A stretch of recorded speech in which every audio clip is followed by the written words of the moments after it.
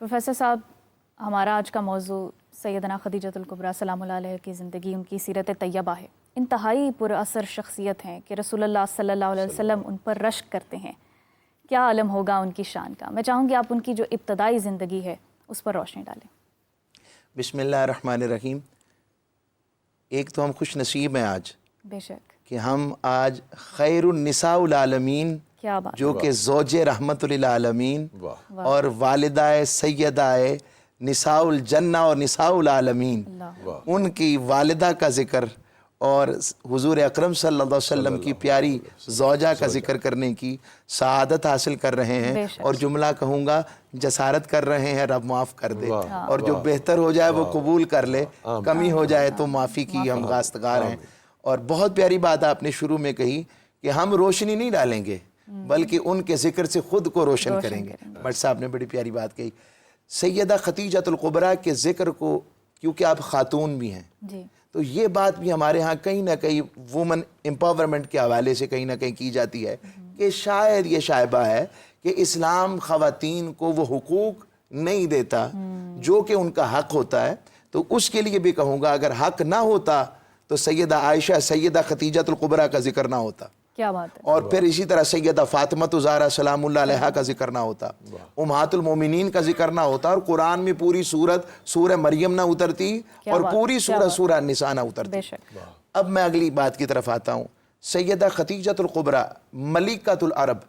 وہ عظیم الشان ہستی جو اتنی زبردست قسم کی بزنس وومن تھی کہ ان کے تجارتی مال کو اگر دیکھا جائے، جو آقا صلی اللہ علیہ وسلم کے نکاح میں آنے سے پہلے آپ کا پورا تو تجارتی قافلہ ہوتا، وہ اتنا بڑا ہوتا کہ کل قریش کا مل کر قافلہ ان اکیلی کے برابر بھی نہیں ہوتا تھا، اتنا بڑا قافلہ۔ پھر آپ کی شخصیت کے اندر جو ملٹی ڈیمنشن چیز تھی وہ صدق اور ایمانت بہت زبردست قسم تھا، پھر اخلاص بڑا زبردست قسم کا تھا۔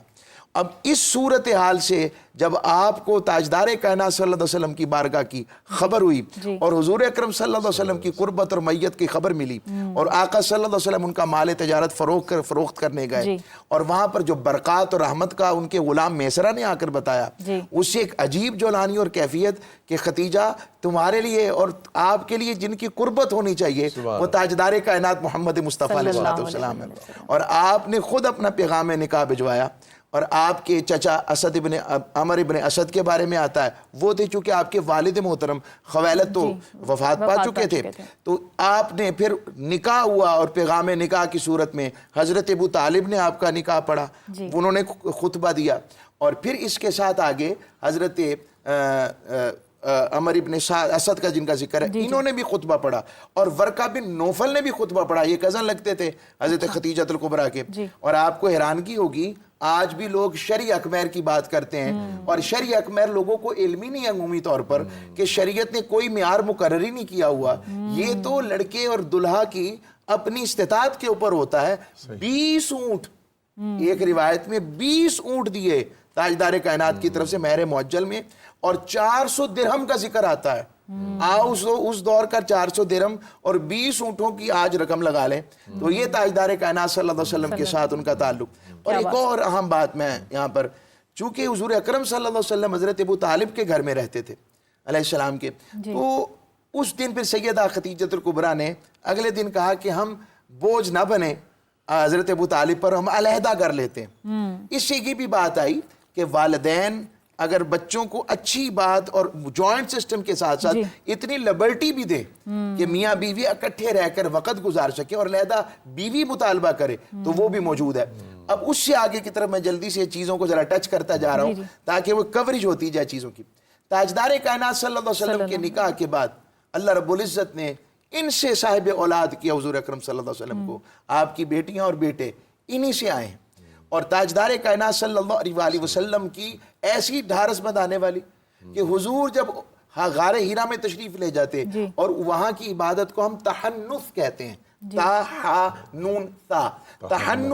تحنث فرماتے، تو حضور اکرم صلی اللہ علیہ وسلم کی کیفیت یہ ہوتی کہ جو ستو جو ساتھ لے کے جاتے حضور کو توجہ نہ آتی، تفکر اللہ، اللہ کی طرف جو گامزن ہوتے کہ کھانے پینے کی بھی حضور علیہ السلام کو حاجت نہ رہتی، اور سیدہ فکر مندی میں ان کے پیچھے جاتی، اور سیدہ خدیجہ الکبریٰ آپ کا حال دیکھ کر پریشان اور تھوڑی سی مزمل سی ہوتی کہ آپ کیا کر رہے ہیں اپنے ساتھ. اور پھر جب وہی لے کر آئیں, حضور تشریف لائے, اب جو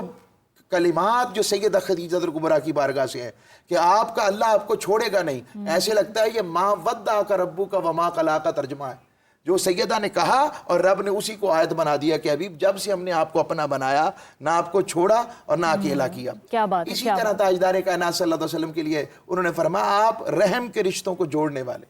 آپ غریبوں کا ملجا ہیں, آپ لوگوں کی اپنے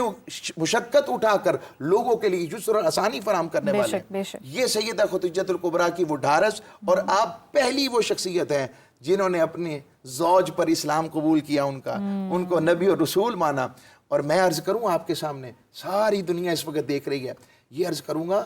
بیوی کا ماننا بہت بڑی بات ہوتی ہے. بالکل. اگر شوہر جلدی نہیں مانتا بیوی کو تو بیوی بھی شوہر کو جلدی کچھ نہیں مانتی. اور سیدہ خدیجہ الکبریٰ نے حضور کو مانا تو خبر ملی کہ حضور ہیں ہی اتنے بڑے تھے کہ ان کے ساتھ آقا صلی اللہ علیہ وسلم شوہر بھی اتنے اعلیٰ تھے کہ سیدہ خدیجہ الکبریٰ نے وہ اسلام قبول کیا. بحیثیت زوجہ, بحیثیت والدہ بھی ان کی زندگی پر ہم گفتگو کریں گے. صاحب نے ہمیں جوائن کیا. بہت شکریہ پروفیسر صاحب آپ کی بھی تشریف آوری کا. ہمارا جو آج کا موضوع ہے وہ آج کے دن کی نسبت سے ہے حضرت سیدنا خدیجہ الکبریٰ سلام اللہ علیہ کی سیرت طیبہ سے ہم کوشش کریں گے کہ فیض یاب ہو سکیں انشاءاللہ. تو پروفیسر صاحب, دین میں ان کی ابتدائی زندگی کے بارے میں کچھ مطلب ہمارے اسلام میں اس طرح سے ملتا نہیں ہے. کیسی ان کی زندگی تھی, عرب میں ان کی کیسی جو تھی وہ تجارت اور کاروبار کا سلسلہ تھا؟ الحمدللہ والصلاة والسلام علی رسول اللہ وعلی آلہ واصحابہ ومن اتبع الہدی اما بعد. اللہ تعالیٰ نے جو ان کے اعزاز میں بات کی ہے, النبی اولی بالمؤمنین من انفسہم وازواجہ امہاتہم, تو یہ ہمارے لیے بڑے فخر کی بات ہے کہ آج ہم امہات المومنین رضی اللہ تعالیٰ عنہنہ میں سیدہ خدیجہ رضی اللہ تعالیٰ عنہ کے گوشے پر اور ان کی زندگی کے ہر پہلو پر گفتگو کرنے کے لیے یہاں پر ایک اعزاز محسوس کر رہے ہیں. بے شک. سیدہ خدیجہ سلام اللہ علیہ رضی اللہ تعالیٰ عنہ, ان کے حالات زندگی کے بارے میں جتنی بھی بات ہمیں سیرت کی کتابوں میں ملتی ہے اور وہ کافی ہے, یعنی ایک بہت زیادہ معلومات کا ذخیرہ, اور ایک ہے کہ مستند روایات اور ایسے اعزاز, ایسا وقار, ایسی خصوصیات کہ جو ان میں پائی جاتی ہیں, اور اسی لیے رسول کریم علیہ السلام نے ان کے کامل ایماندار ہونے کی گواہی پیش کی ہے.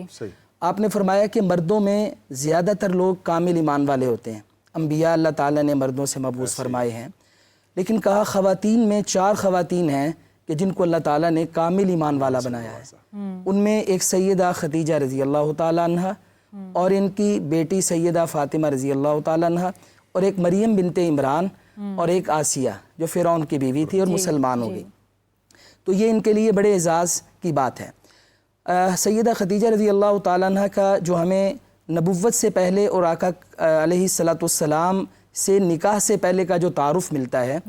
وہ آپ نے 40 برس کی زندگی گزاری ہے. اور جو نبی علیہ السلام کا بھی شجر نسب ہے اور آپ کا بھی ہے, عبد العزیٰ بن قصی, قصی کے بعد نبی علیہ السلام اور سیدہ خدیجہ کا شجر نسب ایک ہو جاتا ہے, اور پیچھے سے یہ ایک ہی خاندان ہے. تو مکہ میں آپ کی جو شہرت تھی وہ عفیفہ اور طاہرہ کے نام سے تھی, یعنی جہالت کے اس دور میں کہ جب بیٹیوں کو زندہ دفن کیا جاتا ہے,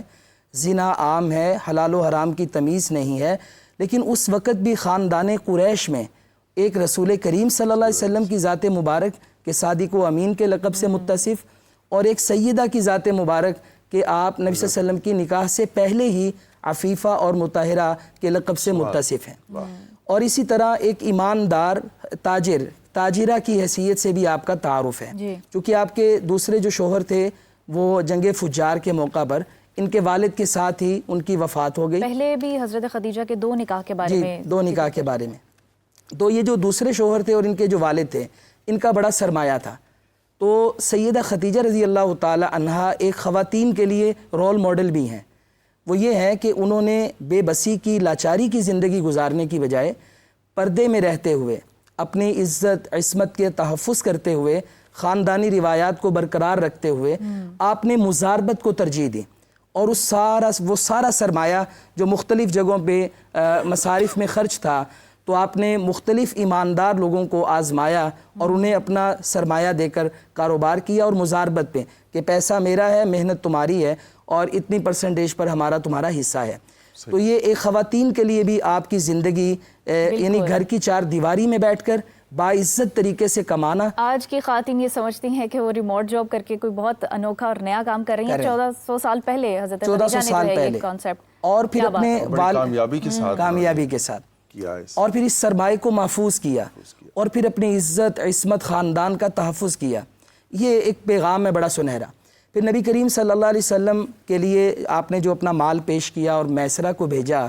تو وہ بھی گئے، اور نبی علیہ الصلوۃ والسلام نے تجارت کی ملک شام، چونکہ آپ کو تجربہ تھا اور آپ اپنے چچاؤں کے ساتھ کئی ایک اسفار کر چکے تھے، تو اس پر آپ کی برکت جگہ جگہ رسول کریم علیہ الصلوۃ والتسلیم کی ذات مبارک کی جو برکات تھیں، وہ میسرہ نے اس کا آنکھوں سے مشاہدہ کیا اور آ کر بتایا کہ ان جیسا ایماندار، اور یہ جو ملقب ہیں صادق و امین سے، یہ واقعتاً ایک عملی تصویر ہے اس کی، اور ان کی برکات کے جو واقعات تھے وہ بھی بیان کیے۔